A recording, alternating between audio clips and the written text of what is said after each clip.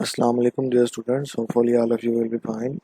बेटा, पिछले कोई ऑलमोस्ट 4 लेक्चर्स में हमने क्या सीखा था। हमने कैनोनिकल फॉर्म्स बनाना सीखी थी सेकंड ऑर्डर पीडीएस की। अब इस लेक्चर में हम एक नया सिस्टम स्टार्ट करेंगे, नया टॉपिक, जिसके हम मैथमेटिकल मॉडलिंग का नाम देंगे। मैथमेटिकल सबसे पहले हम पर देखेंगे मैथमेटिकल मॉडलिंग होती क्या है, उसमें क्या क्या स्टेप्स इन्वॉल्व होते हैं, और उसके बाद हम कुछ फिज़िकल लॉज को डिस्कस करेंगे, उनको रिव्यू करेंगे। आपने ऑलरेडी पढ़ रखे हैं उनको हम, लेकिन उनके स्टेटमेंट दोबारा से पढ़ेंगे ताकि फर्दर यूज़ में काम। उसके बाद कंटिन्यूटी इक्वेशन है, उस हम कंटिन्यूटी इक्वेशन को डिफाइन करेंगे और उसका रिलेशन डिराइव करेंगे। This will be our lecture. तो अब देखिए, मैथमेटिकल मॉडलिंग है। मैथमेटिकल मॉडलिंग में 6 मेजर स्टेप्स हैं, वो हम सारे के सारे 6 मेजर स्टेप्स को डिस्कस करेंगे। यानी ऑब्जेक्टिव क्या होता है, फिर बैकग्राउंड में हम क्या करते हैं, फिर थर्ड स्टेप है अप्रॉक्सीमेशन एंड आइडियलाइजेशंस, और फोर्थ में है मॉडलिंग। मॉडलिंग में फिर डिफरेंट काइंड्स हैं, और इसी तरह से फिर मॉडल वैलिडेशन है, फिर कंपाउंडिंग। ये सारे स्टेप्स को हम फॉलो करेंगे और उसमें देखेंगे कि इन सारे स्टेप्स में क्या क्या चीज़ें इन्वॉल्व हैं। सबसे पहले तो हम देखते हैं कि मैथमेटिकल मॉडलिंग की डेफिनेशन क्या है, वो है क्या। Mathematical modelling is the process whereby the evolution और the state of real life system is represented by a set of mathematical relations after proper approximation and initializations। यानी basically क्या है कि आप रियल लाइफ प्रॉब्लम है, या आपके पास real life कोई सिस्टम मौजूद है, आपने उसको मैथमेटिकल इक्वेशंस की मदद से डिस्क्राइब करना है। और जब वो मैथमेटिकल इक्वेशंस उनसे बन जाती हैं, उसको हम क्या कहते हैं, that is called mathematical model. तो बेटा, इस तरह से मैथमेटिकल मॉडल डिफाइन हो जाता है कि मैथमेटिकल मॉडल है क्या, कि आपको मैथमेटिकल इक्वेशंस के फॉर्म में कन्वर्ट कर दिया। वो जो इक्वेशन होंगी उसको हम क्या कहेंगे, या सेट ऑफ इक्वेशंस को हम क्या कहेंगे, that is known as mathematical model. Now comes to are the next step. इससे नेक्स्ट स्टेप क्या होना चाहिए, नेक्स्ट स्टेप हम देखते हैं वो क्या है। देखिए बेटा जी, मैथमेटिकल मॉडल जो है उसकी ज़रूरत हमें क्यों पेश आती है। अब फॉर एग्जांपल, जैसे रियल वर्ल्ड प्रॉब्लम है आपके पास। अब उसके सॉल्व करने के 2 मेथड्स होते हैं। एक तो ये मेथड है कि रियल वर्ल्ड प्रॉब्लम है आपके पास, उसको सॉल्व करेंगे तो रियल वर्ल्ड ही कंक्लूजन आ जाएगा। एक तो सिंपल मेथड ये है। दूसरा मेथड ये है कि आप रियल वर्ल्ड प्रॉब्लम को मैथमेटिकल स्ट्रीम सिस्टम्स में कन्वर्ट करेंगे, और उस सिस्टम को आप सॉल्व करेंगे तो मैथमेटिकल आंसर आएगा। वो उस मैथमेटिकल आंसर को फिर रियल वर्ल्ड कंक्लूजन की फॉर्म में कन्वर्ट कर देते हैं। तो हम कुछ ऐसे कॉम्प्लेक्स प्रॉब्लम्स होते हैं, उनको बजाय इसके कि हम रियल वर्ल्ड को में ही सॉल्व करें तो वो ज़्यादा कॉम्प्लिकेटेड हो जाए, और उसको अगर हम मैथमेटिकल इक्वेशंस की मदद से सॉल्व करें तो वो that will be quite easy. तो हम इस तरह कुछ प्रॉब्लम्स को देखेंगे कि किस तरह से हम उनको मैथमेटिकल मॉडल्स की मदद से सॉल्व कर सकते हैं। अब इसमें डिफरेंट, जैसे मैंने पहले बताया कि 6 स्टेप्स इन्वॉल्व हैं। वो जो 6 स्टेप्स हैं वो हम देखते हैं कि वो क्या क्या है। अगेन अगर हम रिकॉल करें तो आपने 6 स्टेप्स में डिवाइड किया था मैथमेटिकल मॉडलिंग को। फर्स्ट ऑफ ऑल, क्या आपने ऑब्जेक्टिव डिफाइन करना है कि हम क्यों कर रहे हैं। उसके बाद बैकग्राउंड डिफाइन करेंगे, और फिर अप्रॉक्सीमेशन और आइडियलाइजेशन देखेंगे, और फिर मॉडलिंग की तरफ आएंगे, फिर मॉडल को वैलिडेट करेंगे, और एंड पे क्या है, कंपाउंडिंग के बारे में। आज के लेक्चर में मोस्टली आपका है कि थ्योरी की फॉर्म में है आपका लेक्चर, और एंड पे हम उसकी थोड़ी सी प्रैक्टिकल एप्लीकेशन देखेंगे कंटिन्यूटी इक्वेशन की फॉर्म में। तो आप सबसे पहले हम देखते हैं कि ऑब्जेक्टिव क्या होता है, और ऑब्जेक्टिव को हम किस तरह से डिफाइन करते हैं। ऑब्जेक्टिव क्या है कि आप देखें, in this step the real life system to be modelled is defined. At this point it is often convenient to strip the system into its essential features so that a prototype model for it can be constructed। आप देखें कि हमारा simple क्या है कि आप real life system को सबसे पहले तो प्रॉपरली डिफाइन करते हैं कि किस तरह से डिफाइन करना है, और उसके बाद आप उसको उसके एसेंशियल फीचर्स में ढाल देते हैं कि, और इस तरह से कि उसका एक प्रोटोटाइप मॉडल बन जाए। अब प्रोटोटाइप मॉडल क्या होता है वो भी हम डिफाइन करते हैं कि वो क्या। Prototype is a model which is not based on strict planning but is an early approximation of the final product. A prototype acts as a sample to test the process. From this sample, we learn and try to build a better final product. यानी एक prototype क्या है कि prototype एक basic model है और उस model को यूज़ करके आप इसको फर्दर अप्रोक्सीमेट कर सकते हैं। जैसे आपको फॉर एग्जांपल जनरल फॉर्म की किसी भी टाइप की इक्वेशन की टाइप गिवन होती है तो वो एक that's kind of prototype model. अब इसका नेक्स्ट स्टेप क्या है कि वो हम देखते हैं। Next step is background of the problem.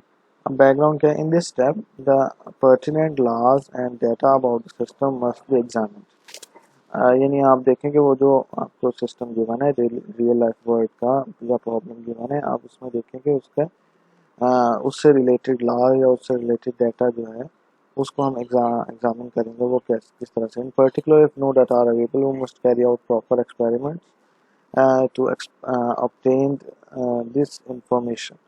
यानी अगर आपके पास कोई इस तरह से इंफॉर्मेशन मौजूद नहीं है या कोई डाटा इस पॉइंट ऑफ व्यू से अवेलेबल नहीं है तो हम उसके एक्सपेरिमेंट्स करेंगे और उस डाटा इकट्ठा करने के लिए। As a result, we should be able to identify the important variables that influence the evolution of the system and the relation. और उसके नतीजे में आपके पास क्या आएगा कि आपके पास कुछ जो वेरिएबल्स आपने यूज़ करने हैं या जो चीज़ें यूज़ करनी है मैथमेटिकल मॉडल में उसको हम यहाँ पे थोड़ा सा डिफाइन कर लेते हैं कि वो किस तरह से ऐड करते हैं। अब इससे नेक्स्ट स्टेप देखते हैं कि the next step is approximation and idealization. अच्छा, इसमें क्या है कि even when constructing a prototype model some approximation and idealization of reality must be made. Thus, all the mathematical models are approximations of reality to some extent. These approximations place certain limitations on the validity of model and its correlation with the actual behavior of the system. अब इसमें क्या है कि अब आप बता रहे हैं बेसिकली कि जो आपका मैथमेटिकल मॉडल आप या मॉडलिंग करेंगे वो बेसिकली क्या होगा कि जो रियल लाइफ सिस्टम है उसकी अप्रोक्सीमेशन की फॉर्म में होगा। अब वो अप्रोक्सीमेशन देखें कोई भी जैसे हमने सबसे पहला पॉइंट था कि जब हमने ऑब्जेक्टिव डिफाइन किया था तो उसमें क्या था, उसमें भी आपने कुछ अप्रोक्सीमेशंस की थी। तो ओवरऑल इसमें अगर हम देखें कि जो आपका मैथमेटिकल मॉडल होता है वो जो रियल लाइफ प्रॉब्लम है उसकी बेसिकली अप्रोक्सीमेशन ही है।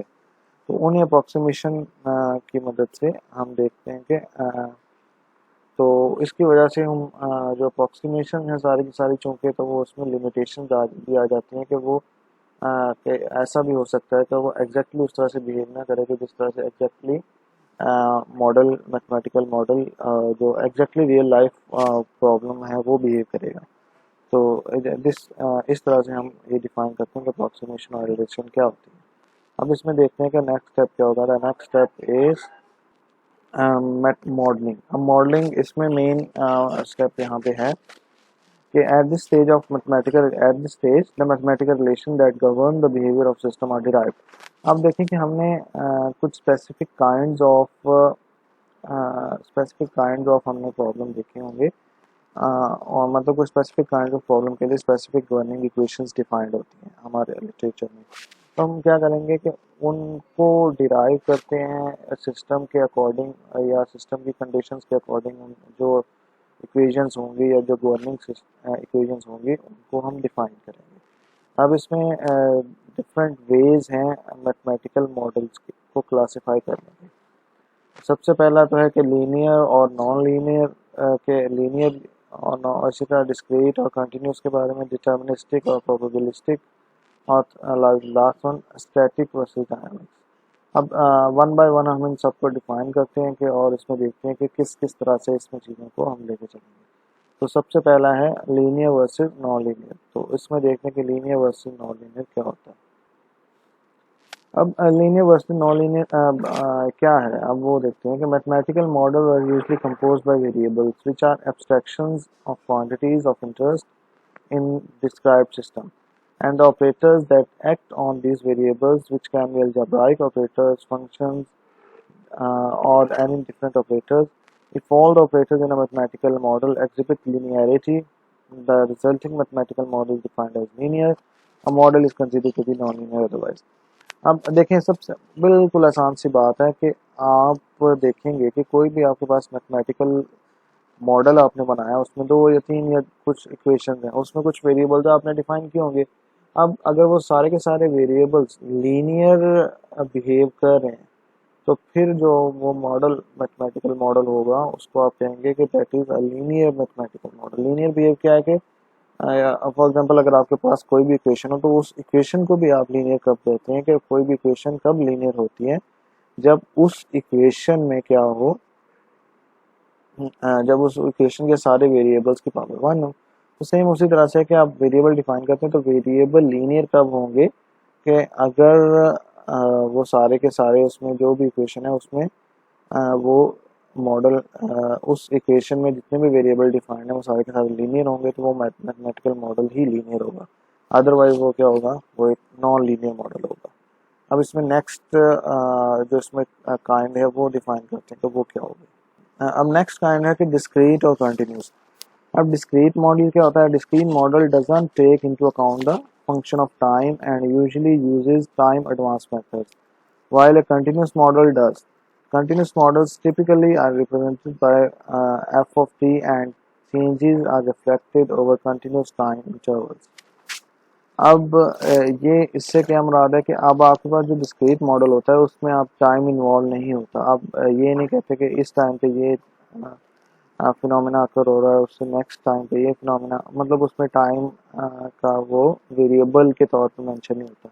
लेकिन अगर हम उसमें कंटिन्यूस मॉडल्स की बात करें, तो कंटिन्यूस मॉडल्स में बेसिकली क्या है कि आप टाइम इन्वॉल्व होता है, तो उसमें जो फंक्शन है वो एफ ऑफ टी की फॉर्म में आप रिप्रेजेंट करते हैं।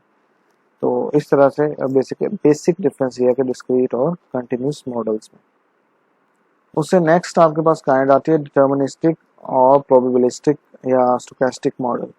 अब डिटर्मिनिस्टिक मॉडल क्या है कि is one in which every set of variables states is uniquely determined by parameter in the model and by set of previous states of these variables.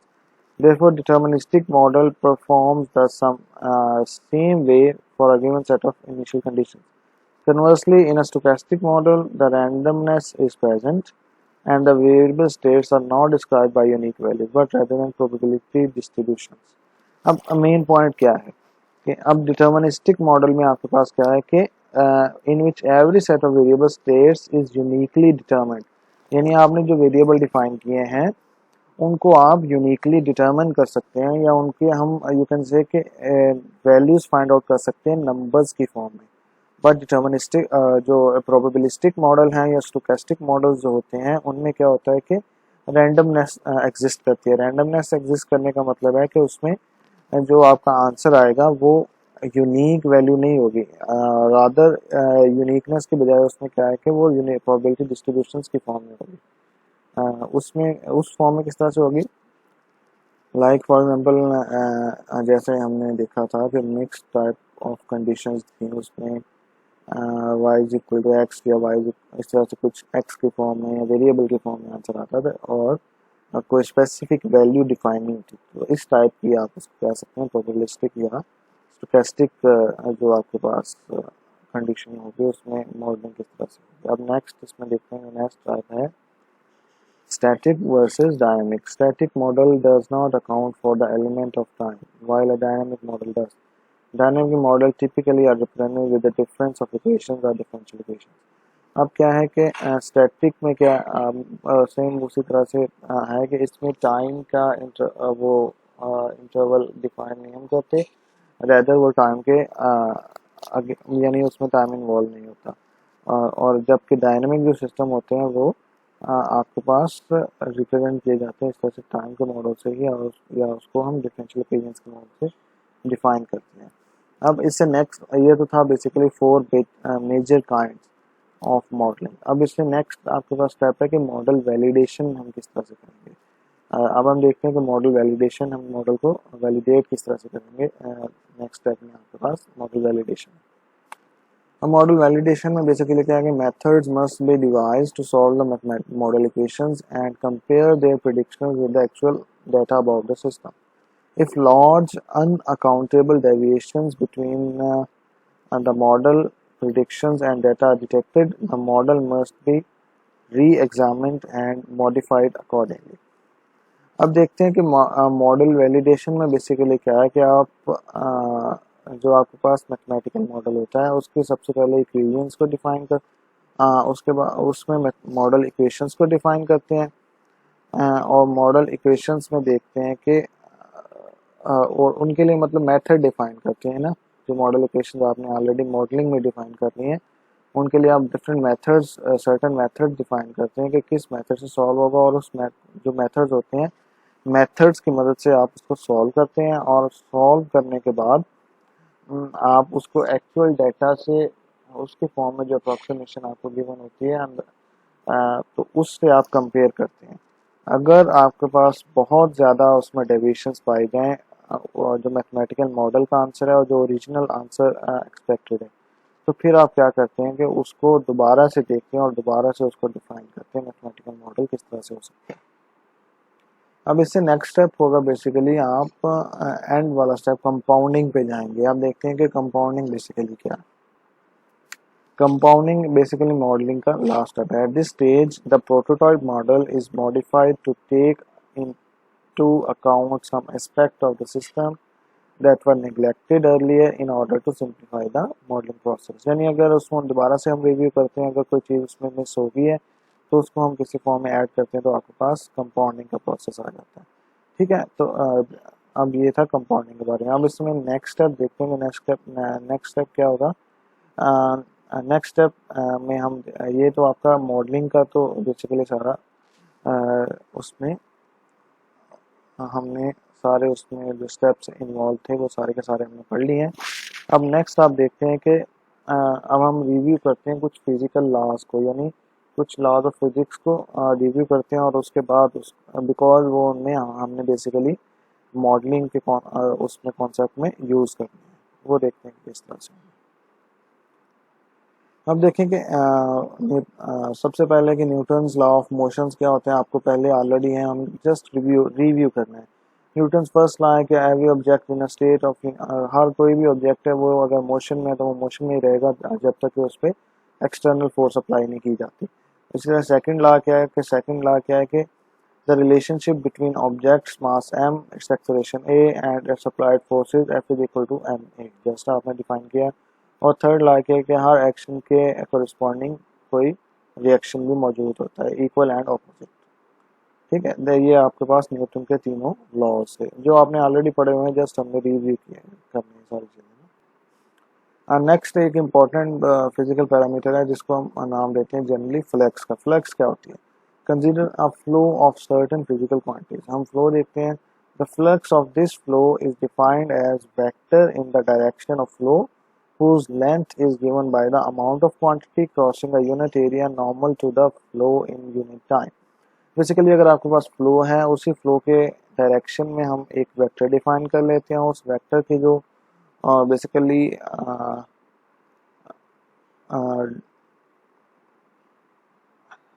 जो वेक्टर बेसिकली होगा उसी को हम बेसिकली नाम देंगे, that is known as the flux. उसके लिए आपके पास मैथमेटिकल पैरामीटर इस तरह से quantity passing through delta s in time over delta s delta t. Thus, the appropriate amount of surface quantity passing through a surface delta s in time delta t is given by आपके पास q of x t delta s delta t will equivalently equal to approximately equal to q of x t into delta s delta t। आपके पास इस तरह से उसका relation define किया जा सकता है। इससे नेक्स्ट लॉ है आपके पास Fourier law of heat conduction. Heat conduction क्या है कि हीट एक पॉइंट से दूसरे पॉइंट तक उसमें बेसिकली क्या है। अब heat is transported by diffusion in the direction opposite to the temperature gradient and at the rate proportional to it. Thus the heat flux is related to the temperature gradient by. अब देखें basically क्या है कि Fourier law of heat conduction define करता है कि basically define क्या कर रहा है कि आपके पास जो हीट ट्रांसपोर्टेशन है और उसके जो टेम्परेचर ग्रेडियंट, इन दोनों का आपस में किस तरह से रिलेशन है। तो वो अगर आपके पास हीट फ्लक्स जो है क्यू ऑफ एक्स टी से आप नोट कर रहे हैं और टेम्परेचर ग्रेडियंट से भी नोट करेंगे, Q of X Y will be equal to minus K into gradient of U of x T. This will be equal to minus K into partially by partial X partially by partial Y partially by partial G. अब देखें कि u basically क्या है कि temperature है किसी point XYZ पे, और एट टाइम t, और k क्या है कि थर्मल कंडक्टिविटी है मटेरियल की। अब नेक्स्ट इसके बाद नेक्स्ट जो फिजिकल लॉ है वो है प्रिंसिपल ऑफ एनर्जी कंजर्वेशन। अब ये क्या स्टेट करता है कि total amount of energy in an isolated system remains constant. यानी आपके पास अगर फॉर एग्जांपल इन हो रही है कोई एनर्जी, आउट हो रही है, तो बेसिकली क्या है कि अगर आप सबका टोटल करेंगे तो टोटल एनर्जी हमेशा कांस्टेंट ही रहेगी। अब इसमें फर्दर और भी लॉज हैं, वो भी हम देखते हैं तो वो क्या क्या है। अब आपने वो किरचॉफ लॉज भी पढ़े होंगे कि अगर आपके पास सर्किट्स हैं कुछ, उसमें कुछ मौजूद है तो वो उसमें किस तरह से किरचॉफ लॉज अप्लाई होते हैं। At any junction in a circuit the sum of the currents arriving at a junction is equal to sum of the currents leaving the, यानी अगर आपके पास सर्किट मौजूद है तो उसमें कोई आप पॉइंट पिक कर लेते हैं, उस पॉइंट पे जो करंट इनपुट के तौर पे आ रहा है, जो आउटपुट के तौर पे जा रहा है, दोनों बेसिकली सेम होंगे। इस तरह से अगर हम किरचॉफ सेकंड लॉ की बात करें तो वो क्या है, the algebraic sum of the changes in the potential around any closed path of circuit must be zero. यानी अगर आप देखें कि किसी जो सर्किट है उसका जो पोटेंशियल है उसमें जो हम चेंजिंग वो देखते हैं, उसको ऑब्जर्व करते हैं, तो वो किसी भी क्लोज पाथ के उसमें वो क्या होंगी, वो basically g must be equals to zero. अब हम देखते हैं कि नेक्स्ट हमने कंटिन्यूटी इक्वेशन को भी डिफाइन करना था इसमें, तो वो नेक्स्ट हम देखते हैं कि वो कंटिन्यूटी इक्वेशन हम किस तरह से डिफाइन करेंगे। अब कंटिन्यूटी इक्वेशन के लिए भी सेम हम बेसिकली वही जो बेसिक 6 स्टेप्स हैं उनको फॉलो करेंगे, और उन्हीं की मदद से हम डिफाइन करते हैं कि कंटिन्यूटी इक्वेशन क्या होती है। अब सबसे पहले के ऑब्जेक्टिव डिफाइन करते हैं कि ऑब्जेक्टिव हमारा क्या है कि derive a model equation for the traffic flow on a highway without the exit and with one entrance and one लेन। यानी एक एंट्रेंस है, एक ही लेन है और उसमें एग्जिट नहीं मौजूद नहीं है, तो उसके लिए हमने एक मैथमेटिकल ट्रैफिक फ्लो के लिए एक मॉडल इक्वेशन बनानी है। डिस्कशन क्या है कि one possible approach for modelling the traffic flow is to describe each car as a finite element on a highway and then write a discrete model which describes the motion of each such car. However, if there are many cars on highway, this approach is not practical and it is better to construct a continuous model which treats those cars as a smeared out quantities. देखें, सबसे पहले approach तो हमने define की कि हम उसको हर जो व्हीकल होगी उसको आप एक फाइनाइट एलिमेंट का नाम दे देंगे और उसके लिए आप एक डिस्क्रीट मॉडल डिफाइन कर लेंगे। दूसरी अप्रोच क्या है कि आप अगर आपके पास एक से ज़्यादा कार्स मौजूद हैं तो उनके लिए क्या है कि फिर आपके पास जो पिछली आपने अप्रोक्सीमेशन लगाई है कि एक कार को आप एक व्हीकल एक फाइनाइट एलिमेंट का नाम दे के एटसेट्रा वो डेफिनेशन फिर एप्लीकेबल नहीं रहेगी। उसके लिए फिर आप क्या करेंगे, सेकंड अप्रोच के लिए वो प्रैक्टिकली चूँकि एप्लीकेबल नहीं रहा है तो हम क्या करेंगे, उसमें हम कंटिन्यूस मॉडल को बेसिकली कंस्ट्रक्ट करने की कोशिश करेंगे। उसमें मतलब कार्स जो हैं बेसिकली स्मेड आउट क्वांटिटीज़ के तौर पर करेंगे। अब देखें कि इसमें नेक्स्ट स्टेप क्या है कि अप्रोक्सीमेशन एंड आइडियलाइजेशन। सबसे पहले क्या है कि वो अज्यूम दैट द हाईवे हम इनफाइनाइट है, हम डिफाइन करते हैं कि कार डेंसिटी क्या है, rho of x T will be this is approximately equal to number of cars on the interval X और X plus delta X at time T over delta x.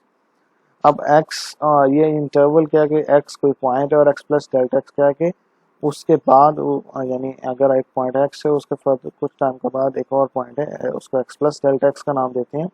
तो वो basically उसमें इस time interval में car और delta x उस interval में delta x क्या है कि must be large compare to the car length, otherwise rho of x t is equal to 1 if there the car, यानी वो डेल्टा एक्स की यहाँ पे कंडीशन डिफाइन की गई है कि डेल्टा एक्स क्या होना चाहिए। अब इसमें देखने के फर्दर नेक्स्ट स्टेप्स क्या हैं। अब अगर हम अप्रोक्सीमेशन और आइडियलाइजेशन को ही कंटिन्यू कर रहे हैं कि we assume that there are no accidents on highway, hence we can formulate the principle of car conservation as following. में हम सपोज कर लेते हैं कि उसमें कोई एक्सीडेंट नहीं हो सकता, तो फिर क्या है कि हम कार कंजर्वेशन में डिफाइन करते हैं कि time rate at which the number of cars on the segment A B is changing equals the rate at which they enter less than the rate at which they are leaving. यानी आपके पास क्या है कि जिस rate से वो किसी highway पे एंटर हो रही है वो कम है एज कम्पेयर टू उस रेट से जो कि जिस रेट से वो लीव कर रही है.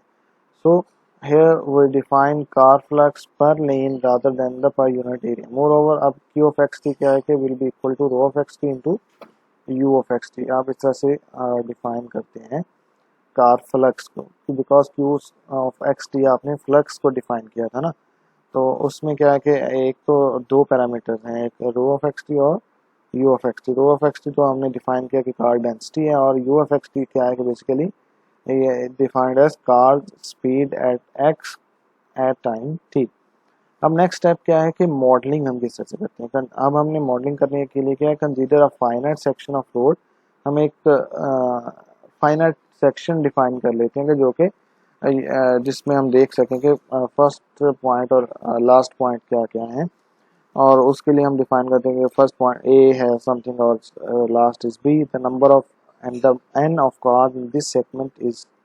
अब अगर आपके पास इस जो इंटरवल है इस या इसमें जो आपके पास फाइनाइट सेक्शन है उसमें हम नंबर ऑफ कार्स डिफाइन करते हैं कि क्या है, N of T A B will be equal to integral from A to B और rho of x T D T. हम रो डेंसिटी वाले उसका बेसिकली क्या कर रहे हैं, इसका हम इंटेग्रल ले लेंगे और उसका जो आंसर आएगा that will be the model of the given equation. अब आप देखें कि rate of change in this quantity. आप देखें कि आपके पास जो डिफाइन किया था एन की वैल्यू, उसमें अगर हम रेट ऑफ चेंज डिफाइन करना चाहें तो वो ये क्या कैसे आ जाएगा, d n by d t will be equal to with respect to time. और इसका पार्शियल डेरिवेटिव बिकॉज इसमें टाइम जस्ट टाइम नहीं, इसमें एक्स भी इन्वॉल्व है, तो ये इसका पार्शियल डेरिवेटिव बन जाएगा, यानी partial rho of x t over partial t into d T.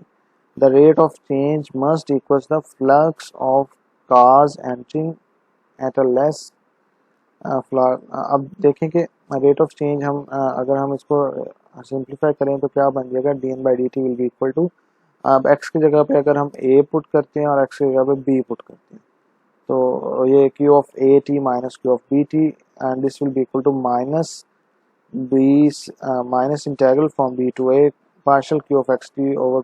यानी आप देखें कि दिस ये आपके पास सिंपल अलहदा से चीज़ है, और इसमें देखें कि अगर आप रेट ऑफ चेंज वैसे डिफाइन करना चाहें तो वो इस फॉर्म में आ रहा है, माइनस के फॉर्म में. अब देखें कि ये हम ऊपर वाली दोनों इक्वेशन से डिफाइन कर सकते हैं कि बेसिकली क्या है कि partial rho by partial t plus partial q of x t over partial x and into d x that must be equal to 0, because हमने कहा था कि वो एंटरिंग और इंटर हो रही हैं जो आउट हो रही हैं वो उसके हवाले से हमने डिफाइन किया था ना. अब देखें कि ए और बी आपके पास कांस्टेंट्स है, तो हम ये आप कह सकते हैं कि partial rho partial t plus partial q of x t over partial x is equals to 0. अब हम देखें इसको फर्दर थोड़ा सा सॉल्व करने की कोशिश करते हैं कि वो क्या बनेगा. अब देखें कि हमें पता है कि क्यू की वैल्यू बेसिकली क्या है, q will be equal to rho u. तो हमारे पास जो इक्वेशन थी वो क्या बन जाएगी, partial rho by partial t plus partial of rho u over partial x this is equal to 0. तो ये आपके पास एक सिंगल, अगर हम वन डायमेंशन में बात करें तो this is the continuity equation in one dimension. Continuity equations contain two unknown quantities rho and u. Therefore, to solve it, we must either be able to express u is equal to u of rho or to find additional equations that relates to those two quantities. Because two quantities हैं तो two quantities को solve करने के लिए you must have two equations. ठीक है, तो उस पॉइंट ऑफ व्यू से अगर हम देखें तो या तो इन दोनों के दरमियान रिलेशन डिफाइन करना पड़ेगा. अगर रिलेशन डिफाइन नहीं कर सकते हम तो इंस्टेड वी हैव टू मतलब आपको कोई एडिशनल इक्वेशंस फाइंड आउट करना पड़ेंगी कि जो कि इन दोनों को रिलेट करें और उनकी मदद से हम इसको सॉल्व करने की कोशिश कर सकें. तो ये आपने बेसिकली डिफाइन कर ली कंटिन्यूटी इक्वेशन, इसका मॉडल आपने डिफाइन कर लिया.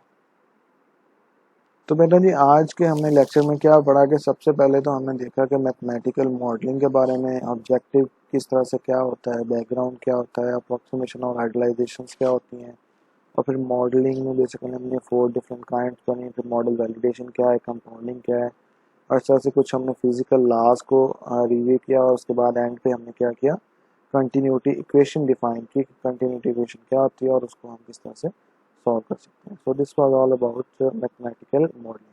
अब देखेंगे इससे नेक्स्ट जो लेक्चर होगा उसमें हम क्या करेंगे, उसमें हम फर्दर कुछ यानी इसी कॉन्सेप्ट को, मैथमेटिकल मॉडलिंग वाले कॉन्सेप्ट को यूज़ करते हुए कुछ सर्टेन फिनोमेना को मॉडल करने की कोशिश करेंगे। तो आज के लिए इतना, नेक्स्ट टाइम तक के लिए बाय।